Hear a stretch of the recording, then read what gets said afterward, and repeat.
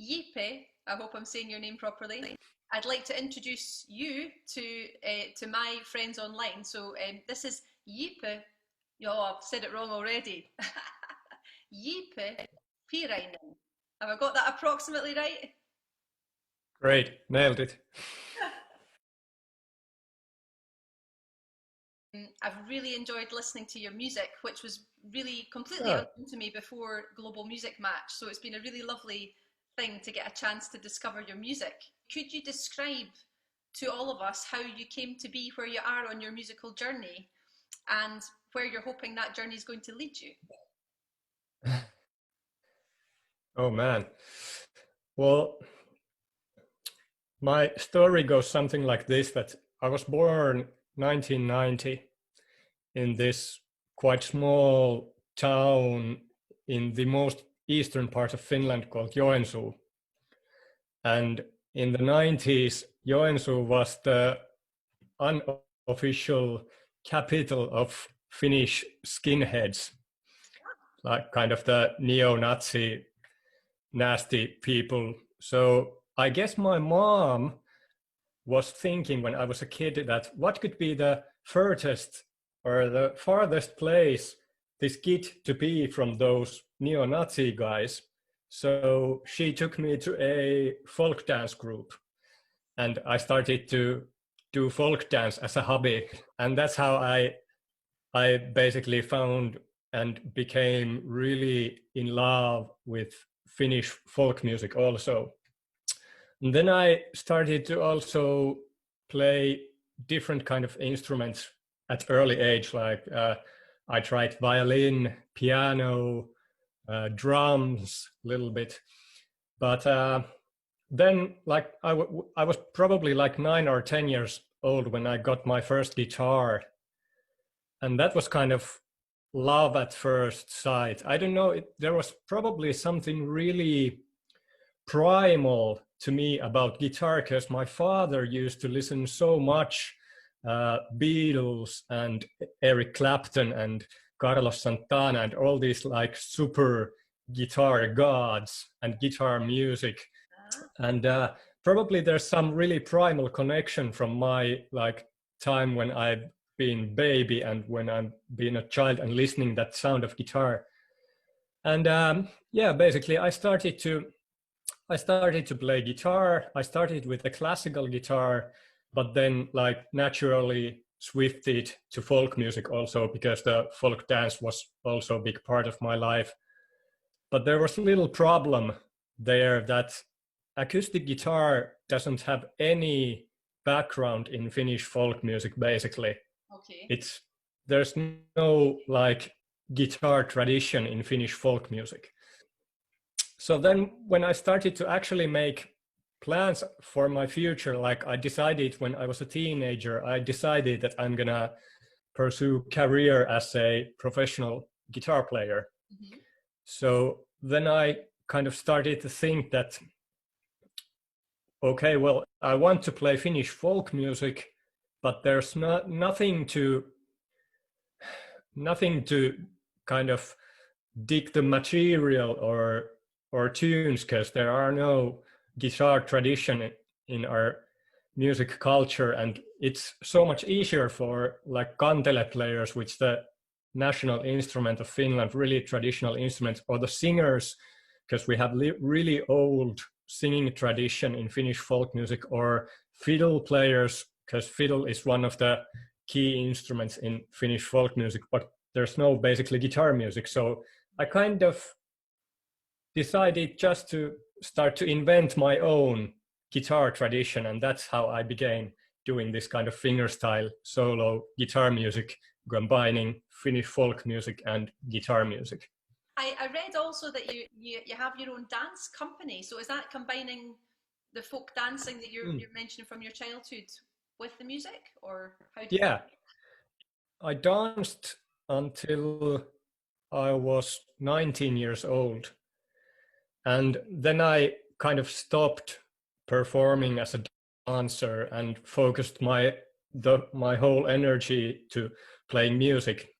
And then couple years ago, I started to realize that as I've like made progress being a professional musician, that something is missing inside me, and I realized that I miss the dancing part of me so much, the dancer in me so much, that I need to kind of gave a rebirth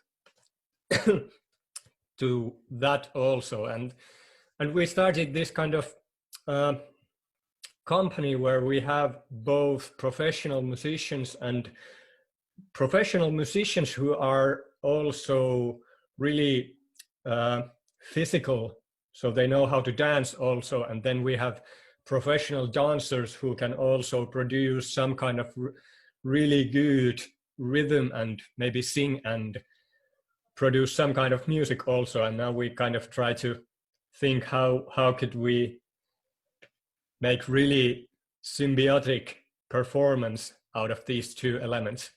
That sounds amazing. It's really interesting for me because I also grew up with a kind of Scottish country dancing tradition here. So as a child, dancing's such a joyful thing, isn't it? It's really something. Yeah, absolutely. As an adult. Yeah. Could you maybe explain some of the features of Nordic folk music for anyone like myself who hasn't become familiar with it before? Or if we maybe talk only in Finland and Finnish contexts, Finnish folk music is kind of mismatch of two different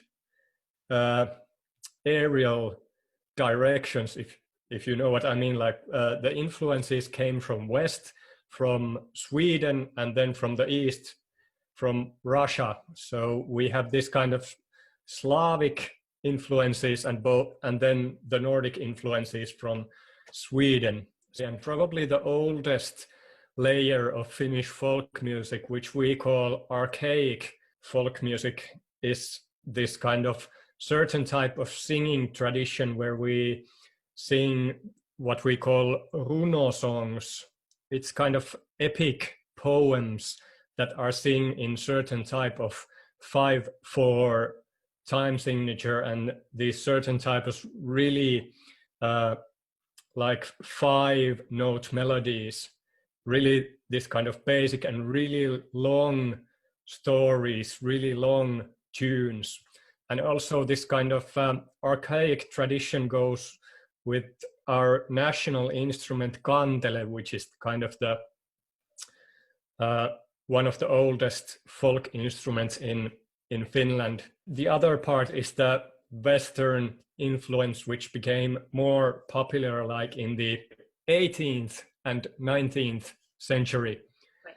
And that's basically really heavily influenced by the Swedish folk music tradition, which is really fiddle oriented. And the whole tradition kind of entwines with the dancing tradition also, because the music has been always this kind of music for a certain purpose. And of course the dance purpose has been the kind of the communal get-togethers to play and dance and sing.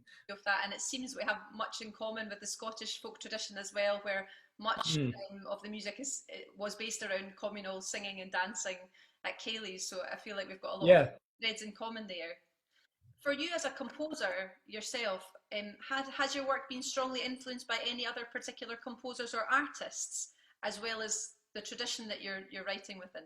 Quite a lot. I get influence also from classical music and what, like famous Finnish composers like Sibelius, and well, these kind of more modern folk music composers in Finland, like Timo Alakotila. Probably you also know Timo. I've got my May Monday album just here. Just this is like one of my favorite. Oh yeah.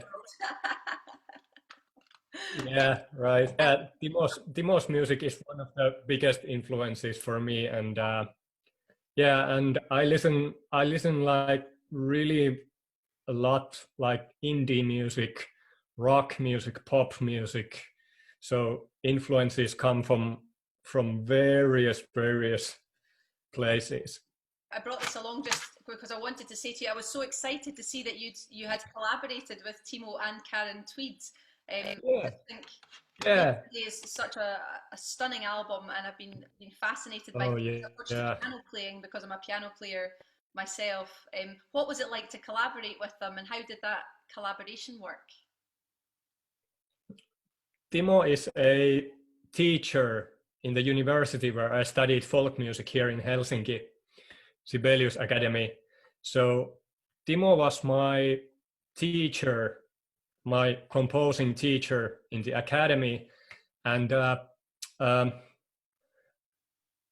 I was having a gig in a festival, and I noticed that we have concerts. May Monday, Karen and Timo were having concert before me, and I was having concert after them in the same venue, in the same stage. So I asked Timo that could you possibly ask Karen if you would like to play one or two tunes with me? And yeah, they said yes. Then it was really lovely experience. I was super nervous because I've also like I can't remember when it was the first time I heard May Monday, but I've probably been like teenager, so it's been also like really big influence for me. Yeah. Oh wow, what an amazing opportunity to play with them. That must have been fab. Yeah. Would you be up just now for giving us a wee live performance? Ooh, absolutely. Yeah, that'd be so. What would you like to hear?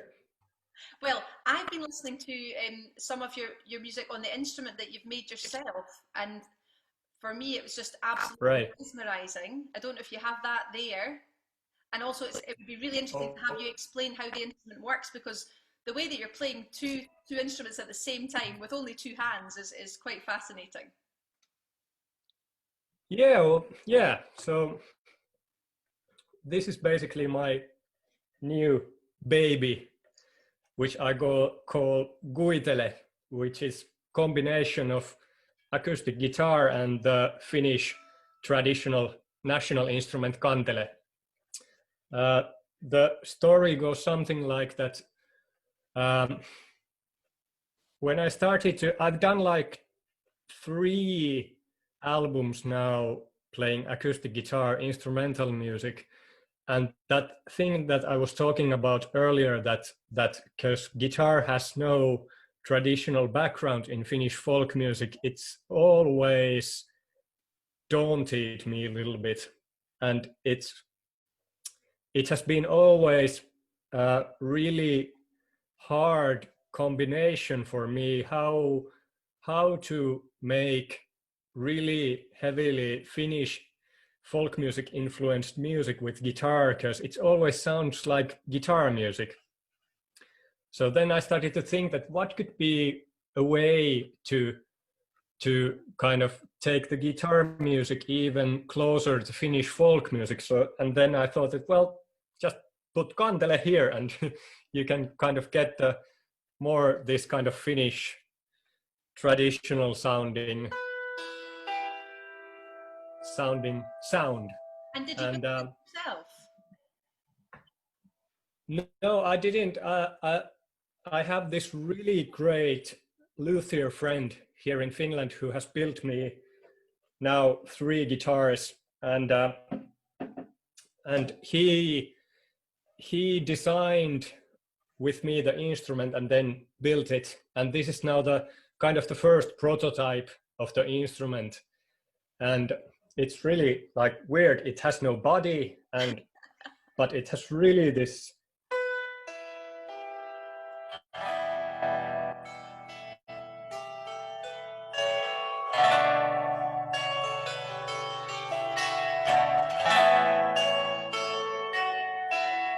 really nice and really unique sound. And truth to be told, I really don't know how to play this instrument yet. I only know like a couple tunes, but let me play you something. Uh, this is one of the first tunes that I made for the instrument. It's called I Hear Nothing. Basically, when I got this instrument, I went to my parents' summer house in the in the eastern part of Finland. It's in the middle of nowhere, basically. When you come such location, you suddenly notice that you don't hear traffic, you don't hear airplanes, you don't hear the city. So then, because it's so quiet, you start to hear this new music inside your head, kind of. And then I started to try to find that music in here. So this is the one of the first tunes I made, which is called I Hear Nothing Part 2.